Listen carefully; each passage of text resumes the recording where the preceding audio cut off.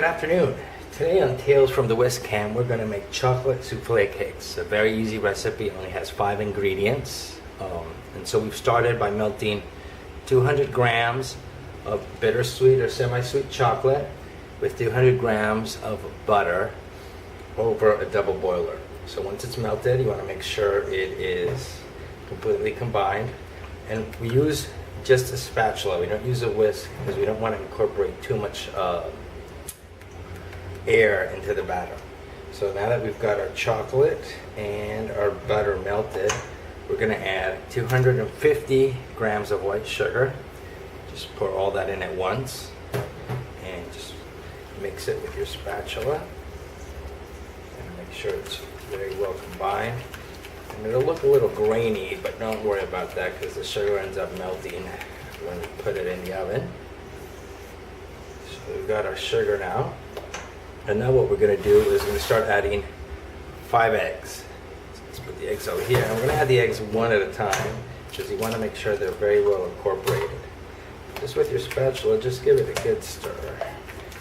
So I said this is a really easy recipe. It shouldn't take you more than 15-20 minutes to put together.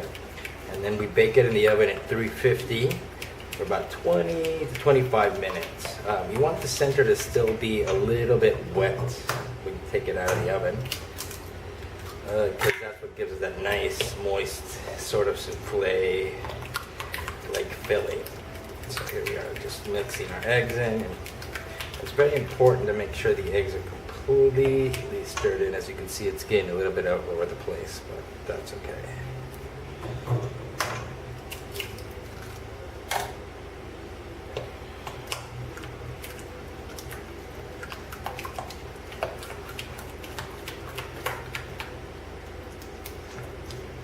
Make sure you, after every addition of egg, you really scrape down the sides of the bowl.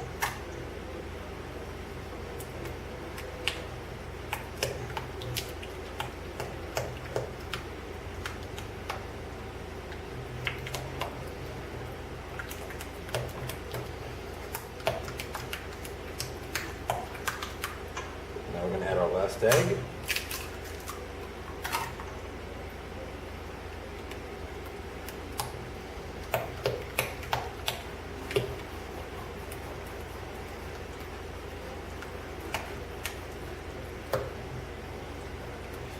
So now that we have our eggs really combined,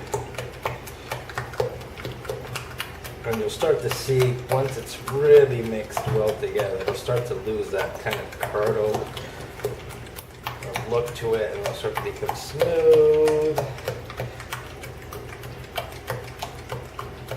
Let them really come together. There we go. So now you can see the texture's changed. It doesn't have that curdled look to it. You can't really see the sugar anymore, and it becomes really thick.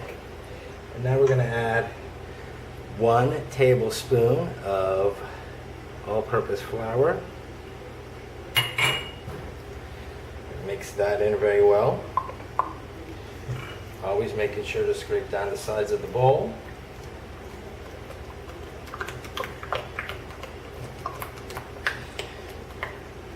And we like to bake these in individual molds, and the easiest way to get them into the mold is by using a pastry bag. So what we're going to do is we've put a pastry bag in we have it here in the jar of our blender. It's the easiest way to fill it. What we're going to do is just slowly pour that into our pastry bag.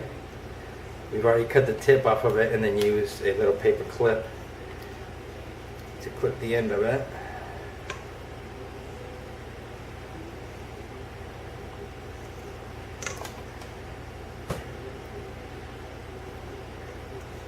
Get all that chocolate goodness out of the bowl. So now that we've got our batter in the bag, we're going to grab our molds, and we like to use these individual molds. And what we do is we put these little paper liners in them. And you'll notice our paper liner is a little bit bigger for the mold, but once you put the batter in it, the batter will really push the paper down to the bottom of the mold. So we're going to bag.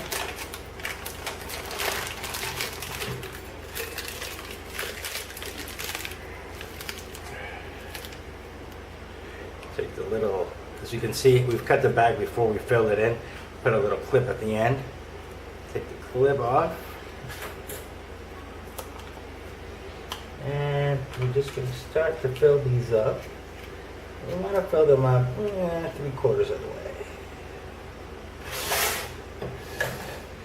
This recipe should get, I'm going to say about 7 to 8. I recommend that you bake these in individual molds. They tend to come out a lot better. Don't worry about the paper kind of looking a little funky and weird, because once it starts to bake, it'll all even out.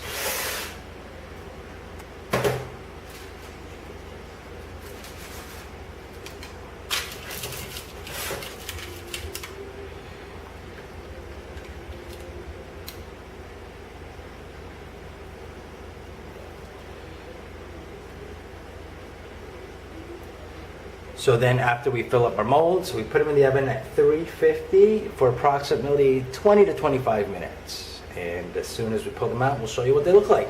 So here we have the finished chocolate souffle cakes. As you can see, they're still a little bit moist in the middle. They kind of puff up. They fill up the mold very nicely. These took about 27 minutes, and it's going to really depend on your oven. So you can check them. You just want to make sure that they puff up, they crack very nicely, and then just let them cool for about 20 minutes before you eat them. We like to sprinkle them here with a little bit of powdered sugar after they're done. They'll usually stay fresh about 3 to 4 days. Do not refrigerate them, because then they'll tend to get hard.